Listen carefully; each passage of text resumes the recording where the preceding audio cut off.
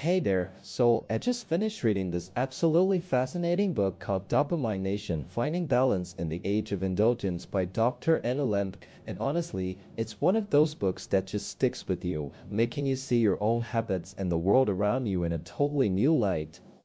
I picked it up because I felt like I was constantly chasing something, always looking for the next little hit of happiness, and it turns out that's exactly what this book is all about. Imagine we're living in a world that's gone from scarcity to overwhelming abundance. Right? Dr. Lemp points out that everything from drugs and food to social media and gaming is now more numerous, varied, and potent than ever before. She calls the smartphone the modern-day hypodermic needle, constantly delivering digital dopamine. It's mind-boggling how much readily available pleasure is literally at our fingertips.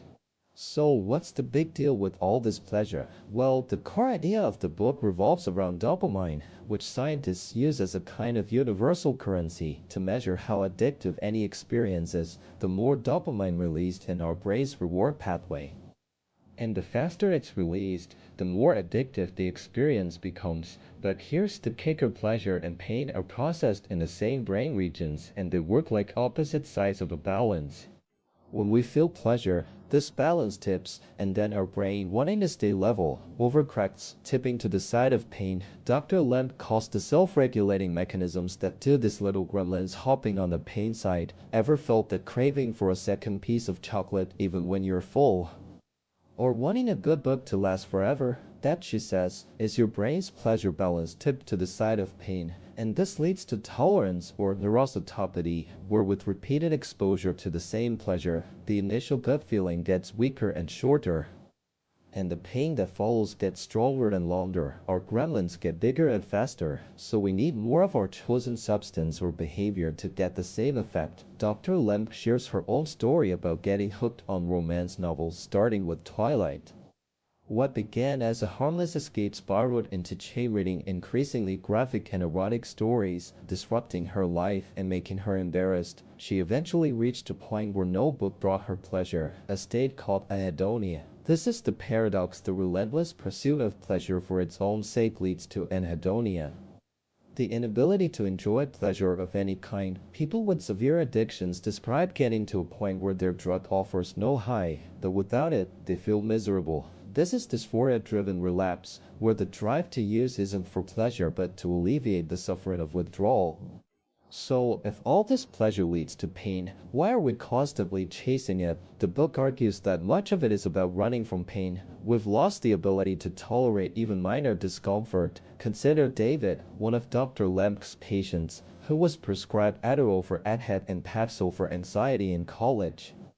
He used these pills to avoid failing and to manage his anxiety, even though he suspected his study habits were bad. He eventually was taking high doses of Adderall, amine, and Ativan daily, attributing his fatigue and inattentiveness to a mental illness rather than a lack of self-care. This is a common theme: people use drugs to compensate for a basic lack of self-care, then attribute the cause to mental illness, necessitating more drugs. The author argues that our society has over-sanitized and over-pathologized childhood, raising children in a padded cell with no means to prepare for the world.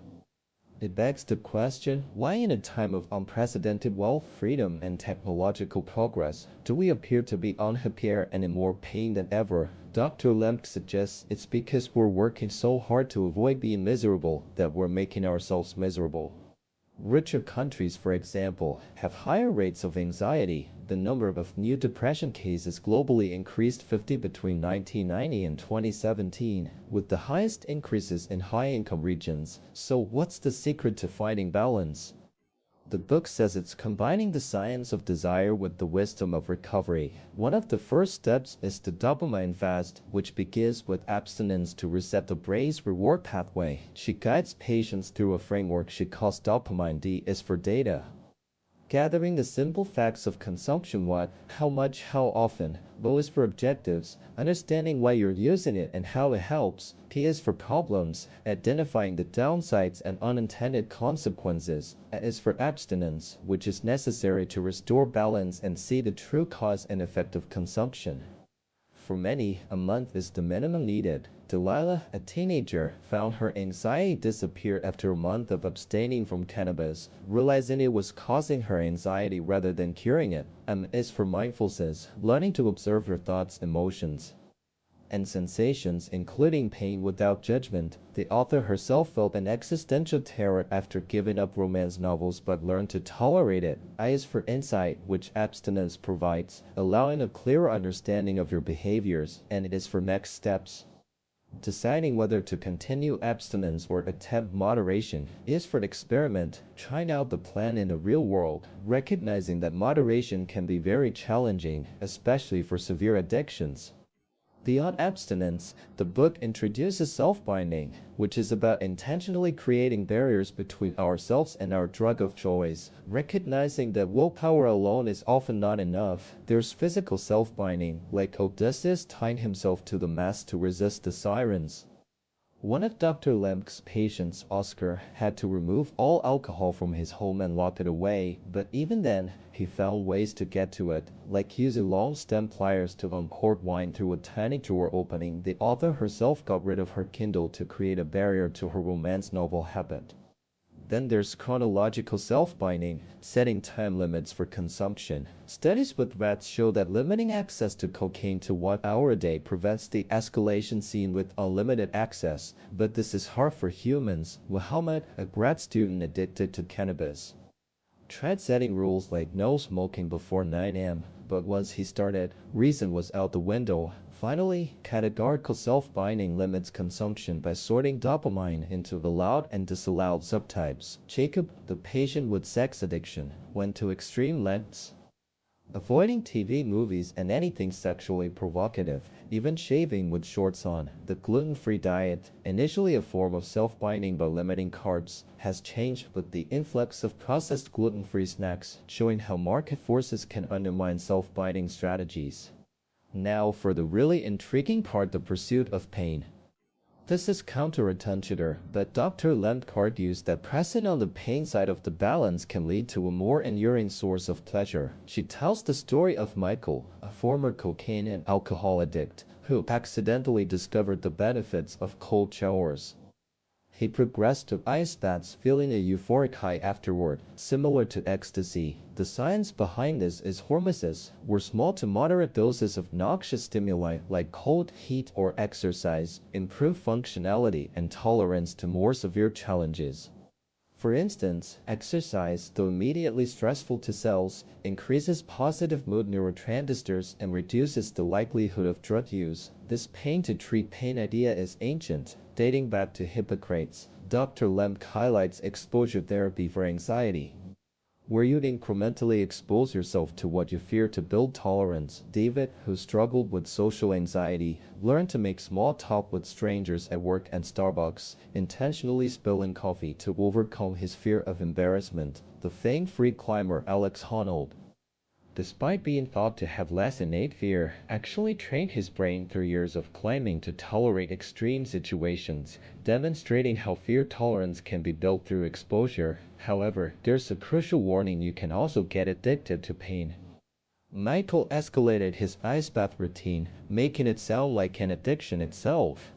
Studies on rodents show that running wheels, though appearing as exercise, can become highly addictive, driving animals to run until exhaustion or death. Extreme sports can also be addictive, leading to anhedonia in other areas of life. Another profound lesson is radical honesty.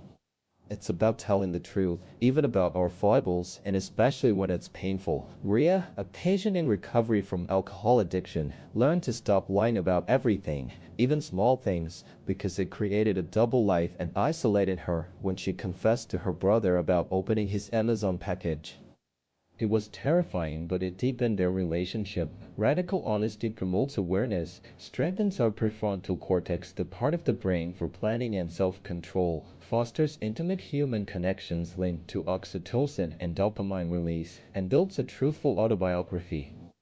holding us accountable to ourselves. It can even be contagious. Maria's recovery inspired her husband, Diego, to tackle his food addiction. It also helps foster a planning mindset where we feel confident about the world, even in scarcity, as opposed to a scarcity mindset driven by lies and uncertainty.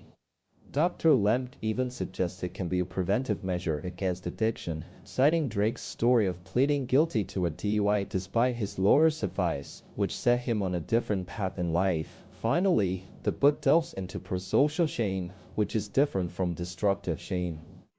Destructive shame, where others reject or condemn you, perpetuates the shameful behavior, leading to isolation. Lori, a patient struggling with multiple addictions, tried to be honest with her church elders, but they were confused and encouraged her not to discuss her problems with others, leading her to feel a damning shaming God and further isolation. Prosocial shame, however, occurs when, after a transgression, others respond with acceptance, empathy, and clear guidance for making amends. Alcoholics Anonymous is presented as a model for this.